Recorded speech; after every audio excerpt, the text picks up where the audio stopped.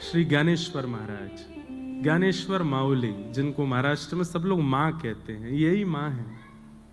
और संत श्री तुकाराम जी महाराज, इन दोनों, पूरी दुनिया इनका कीर्तन करती है, ठाकुर जी का, जय जय राम कृष्ण हरि। पर ठाकुर जी इन ज्ञानोबा तुकाराम, ज्ञान ठाकुर जी का, जय जय राम कृष्ण हरि।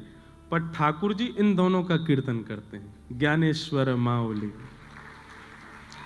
ज्ञानोबा तुकाराम, ज्ञानोबा तुकाराम, ज्ञानोबा तुकाराम। इनका कीर्तन ठाकुर जी करते हैं। हमारे इष्ट भगवान हैं और भगवान के इष्ट भक्त हैं, ठाकुर जी के इष्ट हैं ये।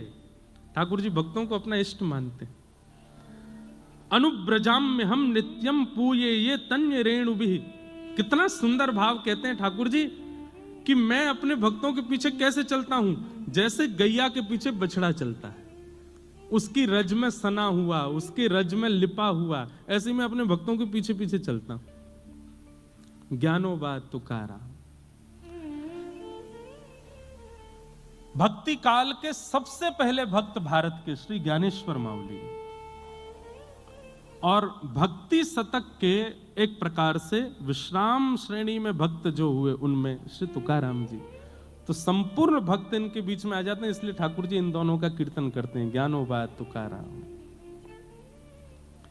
तो इन्हीं बीच में एक भक्त हुए, उनका नाम था पुरंदर, पर वो भक्त नहीं थे, महासंसारी व्यक्ति। बहुत ध्यान से सुनना।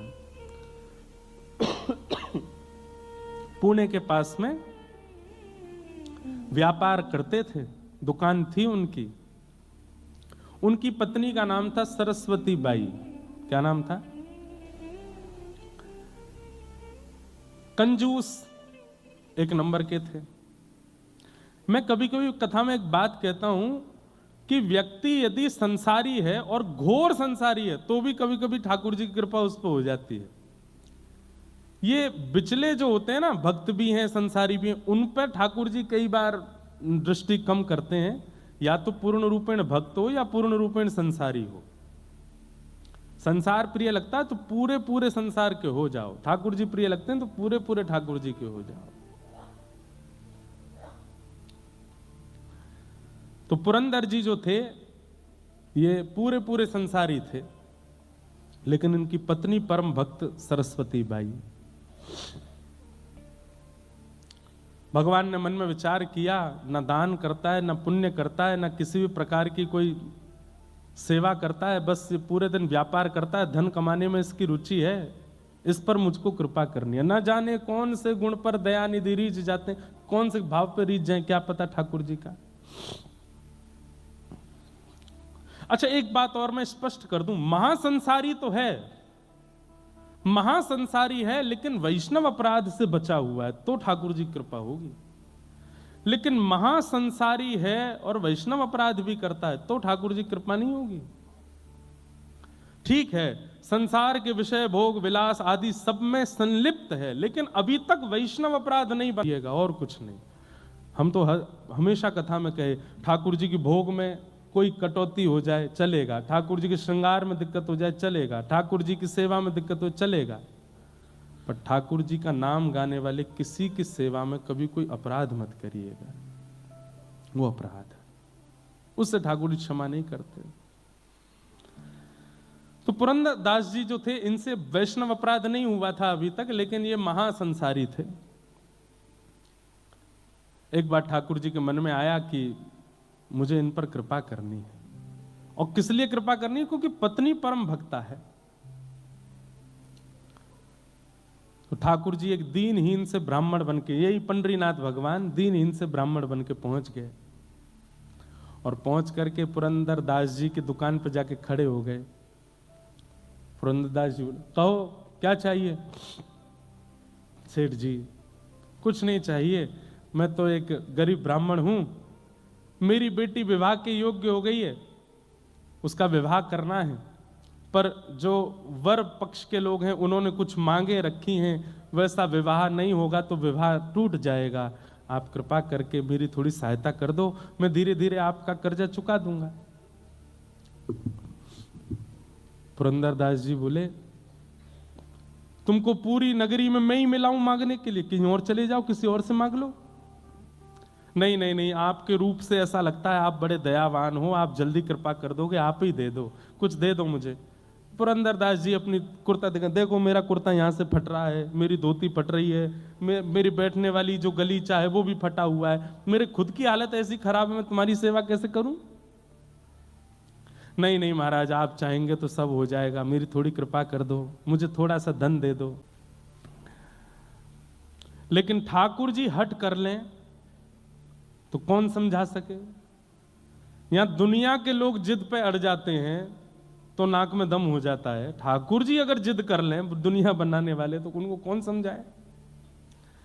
ठाकुर जी तो वहीं बैठ गए दुकान के बाहर ही, बोले जाऊंगा तो आपसे लेके ही जाऊंगा और कहीं नहीं जाऊंगा, और नहीं तो मेरी बेटी का ब्याह टूटेगा, उसका जो अपराध होगा वो आपको लगेगा। पुरंदर बोले ये कोई बात है, जान ना पहचान, एक तो मुझसे पैसा मांग रहे हो, ऊपर से मेरे को दोष भी दे रहे हो। बोले दे दीजिए ना, आप सब कर सकते हैं। तो पुरंदरदास जी बोले चलो एक काम करते हैं। बोले क्या?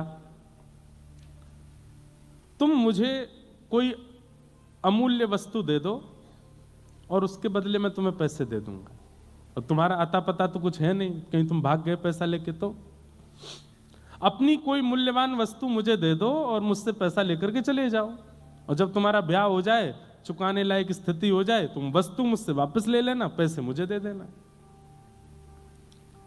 घनघोर कंजूसाई की पराकाष्ठा, दे ही नहीं सकते बिना किसी प्रयोजन के।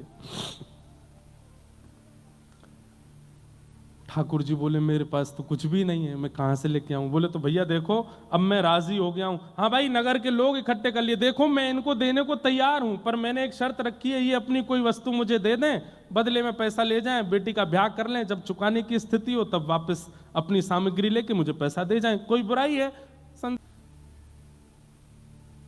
ठीक है भैया, मैं जाता हूं, कुछ लेकर के आता हूं। लेकिन भैया ये भगवान हैं, इनकी चतुराई के आगे किसी की नहीं चलती।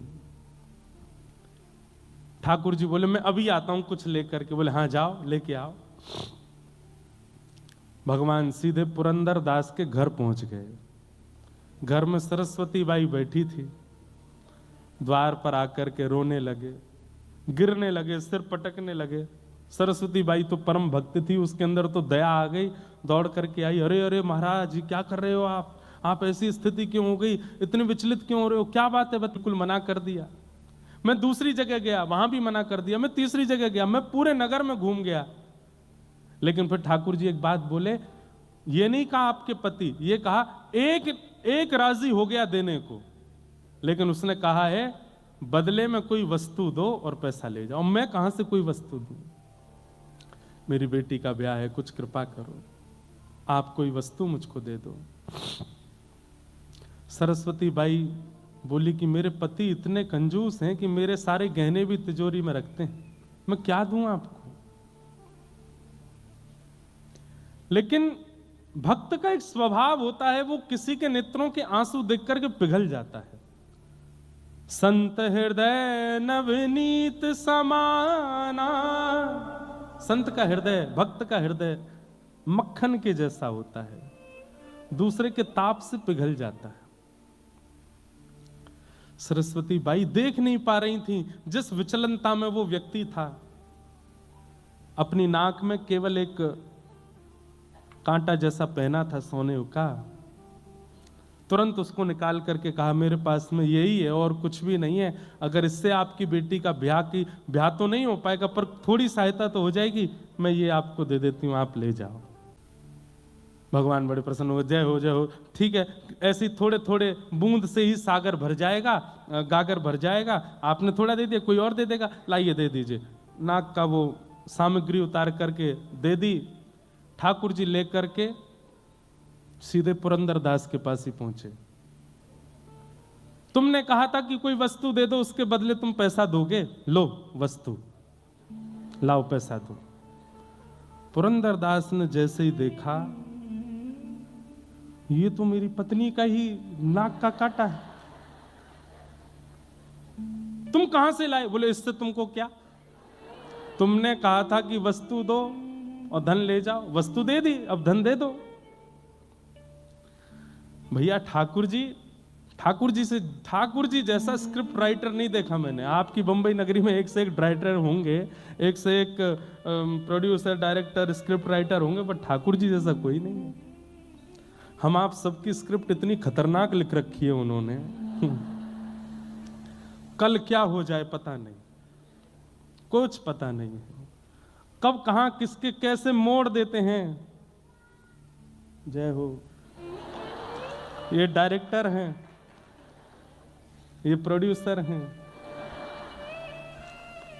लेकिन जैसे वो एक होता है ना, ये तो चलो स्क्रिप्ट वगैरह इन्होंने लिखी, डायरेक्ट आदि इन्होंने की, पर कई बार एक्टर को अपने परफॉर्मेंस देने में थोड़ी दिक्कत होती होगी, तो एक अब मेरे को पता नहीं है इतना ज्यादा, पर बीच कोई सहायक डायरेक्टर भी होता है ना, वो आके समझा दे तुम ऐसा करोगे तो भक्तजन जो है ये सहायक डायरेक्टर हैं, ये आकर के संभालते हैं, बोले घबराओ नहीं, ठाकुर जी ने स्क्रिप्ट भले ही खतरनाक लिखी लेकिन तुम कर सकते हो। इन भक्तों के चरित्र से हमको एक बल मिल जाता है, हमको एक राह मिल जाती है, हमको थोड़ा संबल मिल जाता है, और हम अपनी जीवन की इस मूवी में अच्छा निर्वहन कर लेते हैं। लिखा ठाकुर जी नहीं है सब कुछ, ईच एंड एवरीथिंग, सब कुछ। तो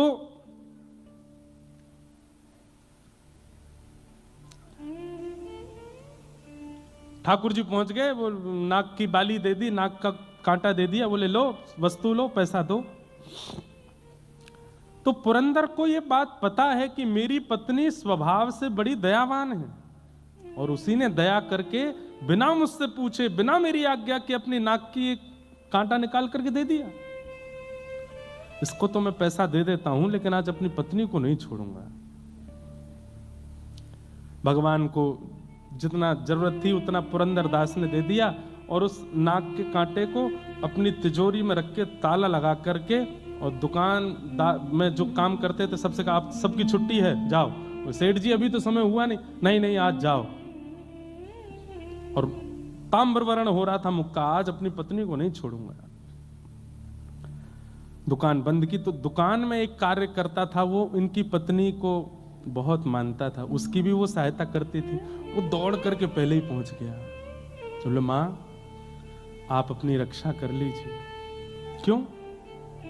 आपकी नाक का कांटा कहां है? बोले वो एक दीनहीन सा ब्राह्मण आया था, उसकी बेटी के ब्याह के लिए कुछ मांग रहा था, मुझ में कुछ था नहीं, मैंने दे दिया। बोले उसने जाके आपकी नाक का कांटा ही पुरंदरदास जी को देके पैसा ले लिया। अब वो आपके ऊपर आ रहे हैं, बड़े रोष में हैं और कुछ करने की स्थिति में हैं। मां आप अपनी रक्षा करना। सरस्वती बाई घबरा गई। घर में चित्र लगा था श्री पंडरीनाथ भगवान का, चरणों में प्रणाम किया। मैंने कुछ अपराध नहीं किया, केवल वैष्णव भक्त की सेवा की, और उसके फल में अगर पतिदेव मारने के लिए आ रहे हैं तो मैं अपने पति को रोष युक्त नहीं देख सकती। मैं पतिव्रता नारी हूं, मैं अपने पति को सदा प्रसन्न मुद्रा में देखना चाहती हूं, मैं अपने पति को सदा आनंद मुद्रा में देखना चाहती हूं। वो उठा करके मुझ पर कुछ प्रहार करें, ये उनका राक्षस स्वरूप मैं देख नहीं पाऊंगी, मुझसे देखा नहीं जाएगा। लेकिन वो मानेंगे नहीं, वो आकर के मुझ पर प्रहार करेंगे, मैं उनको उस रूप में नहीं देखना चाहती। इसलिए पंडरीनाथ आत्महत्या करना वैसे तो महापाप की श्रेणी में आता है, पाप नहीं महापाप। 2000 वर्ष के लिए नरक योनि और कितने हजार वर्षों के लिए प्रेत योनि प्राप्त होती है उसको, जो इस प्रकार से आत्महत्या करना वैसे तो महापाप है, पर मैं अपने पति को इतने रोष में नहीं देख सकती, इसलिए मैं आत्महत्या कर रही हूं। और विष लेकर के अपने मुख की ओर जैसे ही लेने लगी, नेत्रों से आंसू, सामने पंडरीनाथ भगवान का चित्र है, और बार बार कह रही है पंडरीनाथ मुझे क्षमा कर देना, मुझसे अपराध, मैंने अपराध नहीं किया, लेकिन मैं अपने पति को ऐसे नहीं देख सकती। जैसे ही विषपान करने लगी, इतनी खन्न से आवाज हुई, ऊपर से ठाकुर जी के चित्रपट के पास से ही वो नाक का कांटा आकर के कटोरी में गिरा, और जैसे ही वो कांटा कटोरी में आकर के गिरा, इतने में ही पति का आना हुआ। पति ने आकर के किवाड़ बंद करी, ढूंढने लगा कोई सामग्री मिले मुझे, और कुछ हाथ में लेकर के खड़ा हो गया सामने। ए सरस्वती बाई जी, तेरे नाक का कांटा कहां है, जल्दी दिखा मुझे। उसने तुरंत कटोरी में जो विष था उसमें हाथ डाल करके निकाला और दिखा दिया, बोले ये है।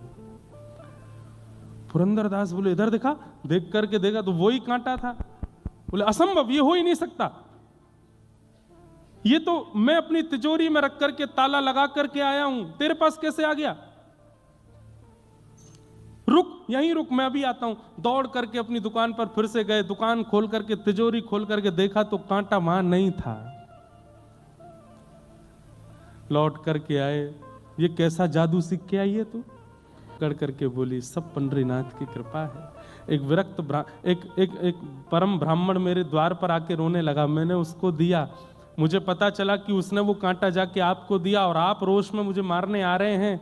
मैं आपको उस रूप में नहीं देखना चाहती थी, इसलिए विष पान कर रही थी, पंडरीनाथ के सामने रो रही थी कि हे पंडरीनाथ, मैं अपने पति को ऐसे नहीं देख सकती, मैं आत्महत्या कर रही हूं। उसी समय पता नहीं कहां से ये कटोरी में गिर गया। मुझे तो ऐसा लगता है वो ब्राह्मण कोई और नहीं थे, वो साक्षात पंडरीनाथ ही थे। मुझे और आपको अपने चरणों में लगाने के लिए, स्वीकार करने के लिए, अंगीकार करने के लिए ये पूरी लीला की थी। पुरंदरदास के नेत्र बंद हो गए और वो छवि दिखने लगी, कैसे मेरी दुकान पर आकर के बार बार कह रहे थे कि धन दे दो, मेरी बेटी का ब्याह है उसके लिए थोड़ी सेवा कर दो। वो स्वरूप बार बार दिखे, और जो वृद्ध ब्राह्मण का स्वरूप था वो नेत्रों में अब वृद्ध ब्राह्मण नहीं दिख रहा है, सांवरे सलोने ठाकुर जी ही दिख रहे हैं कि वही द्वार पर खड़े थे, वही मांग रहे थे, वही बार बार जिद कर रहे थे। पुरंदरदास रोने लगा, पत्नी का हाथ पकड़ा, देवी अभी चलो। बोले कहां? बोले पंढरपुर चलो। उसी समय अपनी पत्नी के साथ घर बार सब छोड़ करके पंढरपुर चले गए, और ईंट पर खड़े हुए अपनी भुजा पर हाथ रख करके श्री पंडरीनाथ भगवान के सामने जाकर के पुरंदरदास ने अपने जीवन का शेष समय ठाकुर जी को अर्पित कर दिया। ठाकुर जी के जीवन को अर्पित हो गए। कान पकड़ के क्षमा मांगी, नाथ मुझे क्षमा कर दो, मैंने अपराध किया। और पुरंदरदास जी का फिर नियम हो गया, हर दिन जाते और ठाकुर जी से केवल क्षमा मांग करके ये कहते, मुझे दंड दीजिए, मुझे दंड दीजिए। जितना मेरी दृष्टि में मुझे समझ में आया, अधिक भी हो सकते हैं। भगवान से पीड़ा दो लोगों ने मांगी है, या तो द्वापर युग में कुंती ने मांगी है, या कलयुग में पुरंदरदास ने मांगी है। ठाकुर जी से पीड़ा मांगी। वहां कुंती भगवान से कहती है कि नाथ मेरे जीवन में पीड़ा दे दीजिए, दुख दे दीजिए, दारिद्र्य दे दीजिए, कष्ट दे दीजिए। और यहां पुरंदरदास नित्य पंडरीनाथ भगवान से कहते हैं कि मुझे कष्ट दे दीजिए, दुख दे दीजिए। क्यों? क्योंकि मैंने आपके रूप को नहीं पहचाना, आपके स्वरूप को नहीं जाना। नित्य ठाकुर जी से प्रार्थना करते। एक दिन ठाकुर जी प्रसन्न होकर प्रकट हो गए, और प्रकट होकर के बोले, ए पुरंदरदास, क्या रोज कहता है कि मुझे कष्ट दे दो, मुझे दंड दे दो। बोले प्रभु, जब तक दंड नहीं दोगे मेरे हृदय को शांति नहीं मिलेगी। बंधुओं, ये भी एक वैष्णव का स्वरूप है, बहुत ध्यान से सुनिएगा। गलती करने के बाद अपने अपराध का बोध तो सबको हो जाता है, पर अपराध बोध में ठाकुर जी से प्रार्थना करना कि इस अपराध का थोड़ा दंड मुझे दीजिए, ये वैष्णव ही कर सकता है। संसारी व्यक्ति तो भागेगा, मैंने कुछ नहीं किया, और किया तो क्या, मैंने स्वीकार कर लिया, अब मुझे दंड नहीं मिलना चाहिए, अब मुझे पीड़ा नहीं मिलनी चाहिए। पर वैष्णव तो उसके प्रति दंड मांगता है कि मुझे दंड दीजिए। हमारे वृंदावन की भोरी सखी गाती हैं, ऐसो दुख दीजो ही अमार, ऐसो दुख दीजो ही छटा दृग देखे बिनु पद छटा। ऐसे ही भारतवर्ष में कश्मीर से लेकर के कन्याकुमारी तक सारे ठाकुर जी स्टैचू बन के खड़े हैं। कोई यूं खड़ा है, कोई यूं लेटा है, कोई ऐसे है, कोई ऐसे है, कोई ऐसे है।